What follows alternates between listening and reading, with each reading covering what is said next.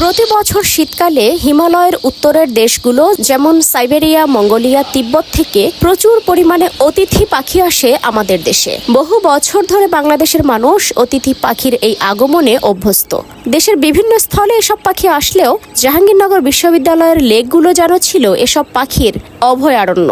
প্রতি বছর জাহাঙ্গীরনগরের প্রতিটি লেকে অসংখ্য পাখির কিচিরমিচির কলতানে মুখরিত হয়ে থাকত। দেশের বিভিন্ন স্থান থেকে এসব পাখি দেখার জন্য প্রচুর পরিমাণে পর্যটক এই এলাকায় আসতো। কিন্তু এবছর জাহাঙ্গীরনগরের শুধুমাত্র একটি লেকে অতিথি পাখি এসেছে। অন্য সব লেকগুলো অতিথি পাখির অভাবে যেন খা খা করছে।